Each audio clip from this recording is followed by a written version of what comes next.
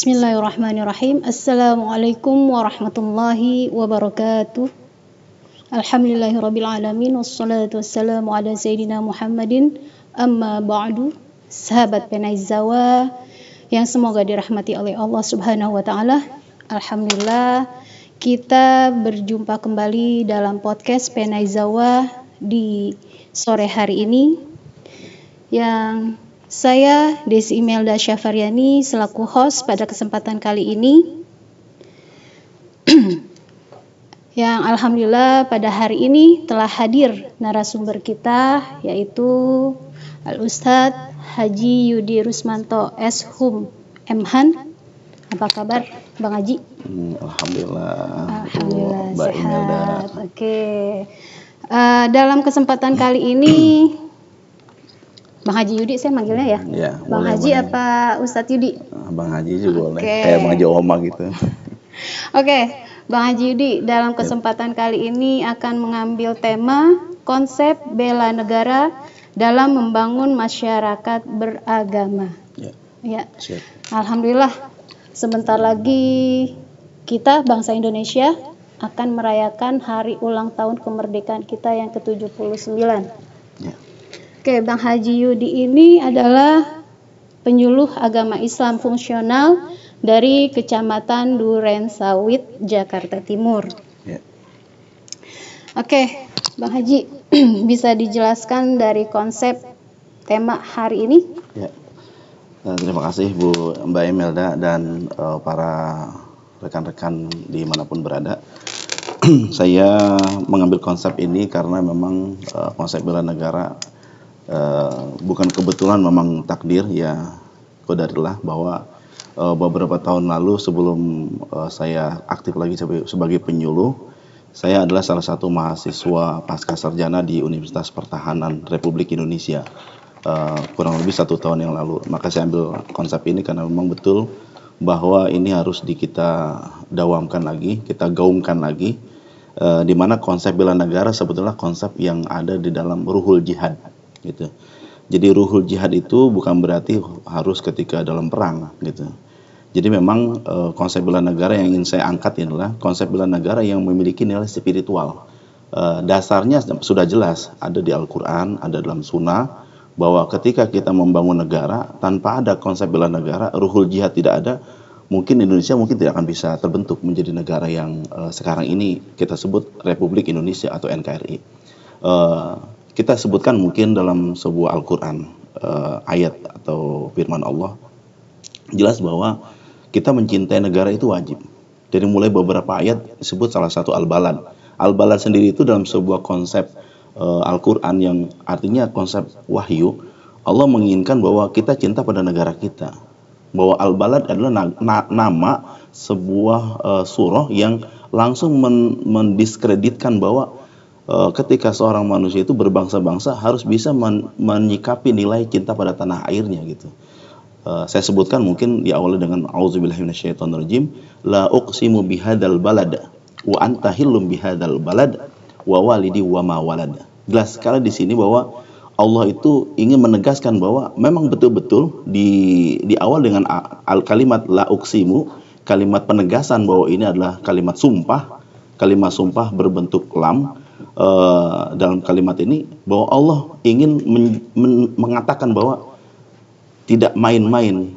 Allah ingin menyatakan la uqsimu bihadzal balad. Allah bersumpah sungguh-sungguh dengan negeri yang namanya sebuah negeri yang disebut negeri Al-Amin atau negeri yang kita kenal mungkin di sini tafsir seperti Al-Marogi atau tafsir Ibnu Katsir. Al-Balad ini sebutnya mungkin dikatakan banyak referensi tafsir kembali kepada Makkah Al-Mukarramah gitu. Jadi Mekah itu adalah negeri yang mulia, negeri yang aman ketika kita masuk di dalamnya. Bahkan Imam Nawawi mengatakan dalam tafsirnya negeri yang disebut dengan baladan amin itu, Robij'al baladan amina. Nah di situ disebutkan dalam Al-Quran surah yang lain bahwa Ibrahim menginginkan sebuah negeri. Nah, ini jelas sekali. Balad dan Aminah ini, al-balad ini akan saling berkesinambungan. Ayat ini tidak putus. Jadi ayat itu tidak ada yang terputus, Mbak Desi. Oke. Ayat itu selalu menyambung dan kalimat itu semuanya akhirnya dikonsep oleh negara Indonesia menjadi 5 konsep. Nah, ini yang perlu nanti kita harus tahu. Konsep-konsep bela negara apa yang ada dulu. Indonesia ini pernah memiliki berkelas internasional gitu. Oke. Apa aja tuh Bang Haji? 5 nilai konsepnya Baik. Bang Haji. Baik, sebelum saya sebutkan 5 konsep, sebetulnya Indonesia itu sudah mendunia dalam beberapa konsep. Terutama adalah konsep perang gerilya. Kalau kita tahu perang gerilya adalah salah satu konsep juga menjaga atau bela negara itu. Nah, konsep bela negara perang gerilya itu dipakai satu-satunya yang juga ditiru oleh Vietnam. Tuh. Untuk memerdekakan Indonesia, untuk memerdekakan negara mereka. Indonesia sudah menjalankan itu dan juga ditiru oleh Che Guevara yang ada di negara Kolombia gitu. Dan itu semuanya menjadi ciri khas mendunia. Itu adalah sistem yang ada di Indonesia. Terus kedua, local wisdom. Dan ini akhirnya konsep ini ada 5 yang membentuk itu semua disarikan oleh beberapa ahli bela negara gitu. Karena memang tidak ada ahli secara spesifik, tetapi mereka ini akhirnya merumuskan itu secara bersama-sama. Pertama adalah bela negara itu cinta tanah air. Cinta tanah air. Cinta tanah air, saya sebutkan dulu satu-satu. Kedua adalah sadar berbangsa dan bernegara. Konsep kedua, sadar berbangsa dan bernegara. Ketiga adalah meyakini Pancasila sebagai ideologi. Gitu. Karena Indonesia adalah ideologi Pancasila, kita harus yakin. Satu-satunya ideologi yang ada di Indonesia harus adalah itu Pancasila, kita harus yakini. Tadi ketiga ya. Ya, keempat adalah rela berkorban. Rela berkorban. Yang keempat, yang kelima adalah memiliki kemampuan dasar bela negara. Ini harusnya kita hafal nih ya konsep ini ya. Ini ada rumusan dari para pendiri bangsa atau orang-orang pahlawan kita ini, semua termaktub dalam hal ini. Kalau kita sebutkan satu persatu mungkin nanti gimana Mbak Desi? Ada waktu tuh? Kira-kira sama Bang Haji dari 5 konsep ini yang ingin ditekankan lagi pada podcast kita hari ini untuk konsep yang mana nih Bang Haji? Sebetulnya semua konsep itu harus menyatu. Tapi setidaknya yang pertama ini nih, cinta tanah air. Sebetulnya sampai yang 5 ini harus ada. Gitu. Cinta tanah air nih. Kalau tanpa cinta tanah air, ya, tanpa cinta tanah air, ini tak akan bisa kita bersatu menjadi kesatuan Indonesia, gitu. Jadi memang cinta tanah air itu ada dalam hadis juga rupanya, ya kan? Karena mungkin kalau saling berkaitan ya. Kan ada juga mungkin tuh doib atau hubul waton minal iman, ya kan? Cinta kepada negara itu sebagian dari iman. Kalau bilang itu mungkin ada yang mengatakan, oh itu bukan hadis, itu ijtihad ulama atau itu ungkapan dari seorang alim ulama seperti atau Hasyim Asy'ari ya, misalnya begitu. Tapi kan Hasyim Asy'ari itu bersaripati dengan Al-Quran, gitu. Jadi Al-Quran itu jelas sekali. Ketika Allah menyebutkan izqala Ibrahimu Robij'alni baladan amina, itu kan udah bahwa sebutkan jadikanlah kami sebagai orang yang ada dalam negeri yang aman gitu. Jadi itu bela negara harus ada di situ, cinta tanah air harus ada di situ.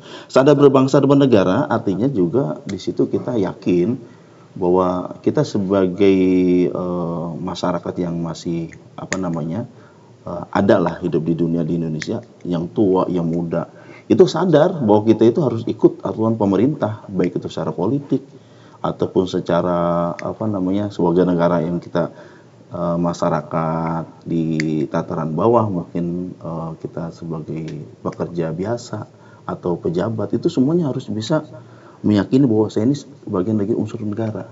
Kalau tidak meyakini atau tidak menyadari, itu sulit. Bagaimana contohnya tidak bisa meyakini?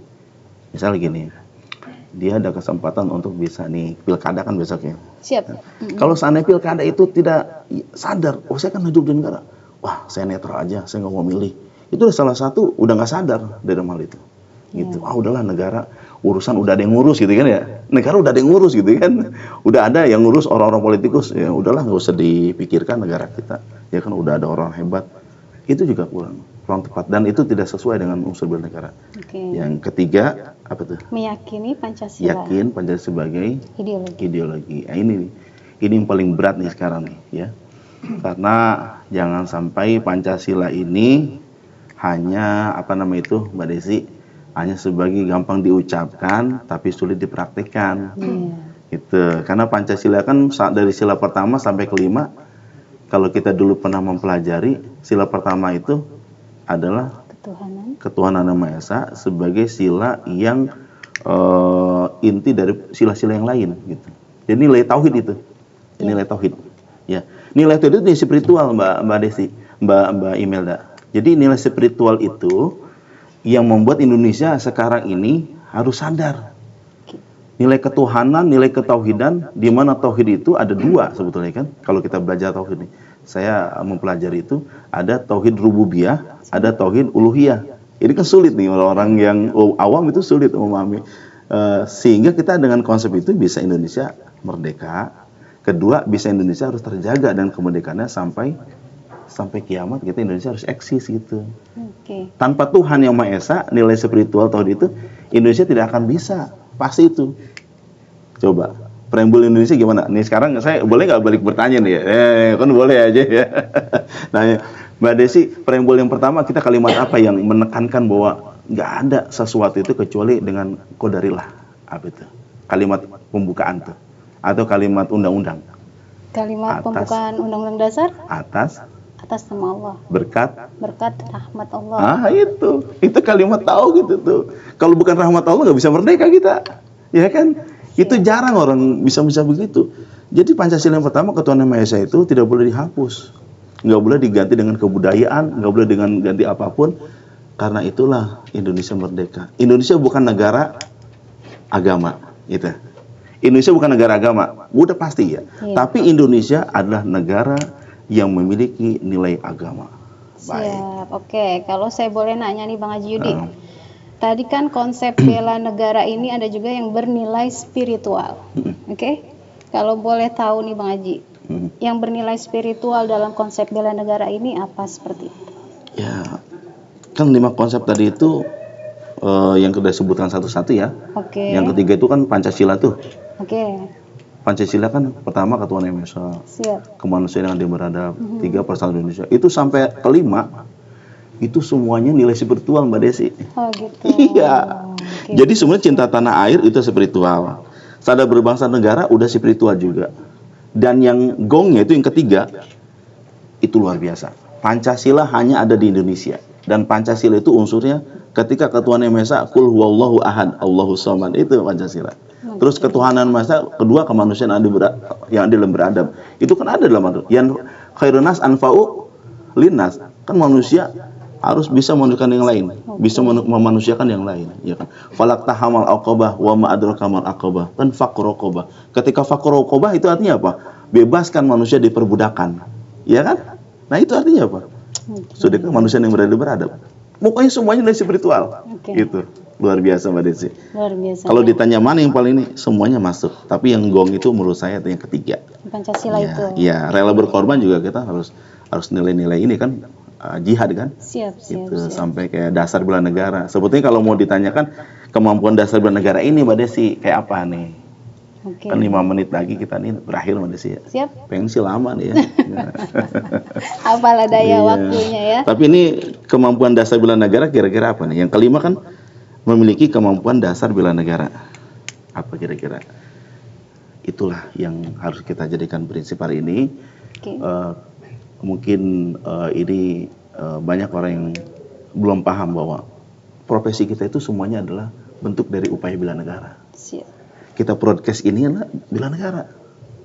Dasar kita apa? Kita mampu bisa menjelaskan orang lain. Seorang buruh bangunan itu bela negara.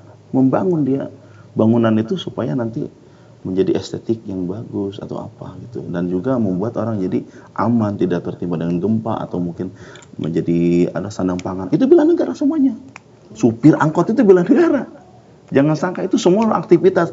Ketika ikhlas dia beramal, beraktivitas yang sosial dan hidup perekonomian juga hidup bermasyarakat, itu nilai-nilai dasar bela negara. Oke, Bang Haji. Sebelum kita mengakhiri podcast kita hari ini, Baik. mungkin Bang Haji apa punya pesan-pesan dalam untuk sahabat Penais di menjelang ulang tahun kemerdekaan negara kita Republik Indonesia yang ke-79 ini, Ya, yang berhubungan dengan bela negara ini. ya, pesan dan kesan untuk bangsa Indonesia saat ini sebetulnya secara pribadi saya sebagai penyuluh agama, mungkin Mbak Desi juga sama, teman-teman dimanapun sama, ya, kita ini punya peran yang sama gitu, ya. Kita jaga, kita rawat keutuhan bangsa ini dengan mengamalkan amal-amaliyah yang ada dalam Al-Quran, dalam syariat Islam. Kita jalankan nilai-nilai agama dengan sepenuh hati, dengan ikhlas, imanan wati saban gitu, dengan tujuan lillahi ta'ala, dan juga dengan sadar bahwa kita juga harus tunduk patuh dengan aturan pemerintah atau aturan negara yang memang maslahat, ataupun yang kita tidak maslahat, ya kita perbaiki masing-masing dan kita kasih edukasi yang bagus gitu. Karena kembali lagi saya bilang itu tentang ibadah kita yang mencerminkan bagusnya tidak perbuatan kita, itu kembali kepada maslahat, atau sholat itu juga. Sholat itu kembali kepada maslahat. Jadi saya kenapa spiritual itu kembali kepada sholat, spiritual saya kembali kepada doa, bela negara itu harus kuat. Nah, itu harus kembali kepada nilai agama itu. Maka paling enggak maka saya agak sedikit agak keluar, perbaiki paling enggak sholatnya deh gitu. Sholatnya, karena sholat itu tiang agama. Bukan hanya itu. Kan ada fa'in soluhat solaha lahu sairu amaluhu. Wa in fasadat sairu amalihi, ya, sairu amalihi.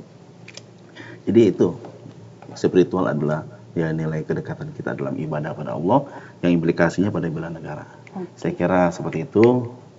Mudah-mudahan ada manfaatnya. Alhamdulillah, sahabat Penais Zawa. Terima kasih Bang Haji Yudi untuk sama-sama ilmu pencerahan konsep bela negara yang dijelaskan pada hari ini. Yang 5 konsep yang tadi, semoga kita semua, masyarakat Indonesia, bangsa Indonesia, sahabat Penais Zawa bisa menerapkan semuanya dalam kehidupan kita sehari-hari dan bisa bermanfaat untuk kita semuanya. Alhamdulillah, kurang lebihnya kami mohon maaf. Saya selaku host, mungkin ada perkataan saya yang tidak berkenan. Semua yang baik itu dari Allah, dan apabila ada yang salah itu kehilafan dari saya sebagai manusia. Ya, sama-sama. Billahi taufiq wal hidayah. Assalamualaikum warahmatullahi wabarakatuh.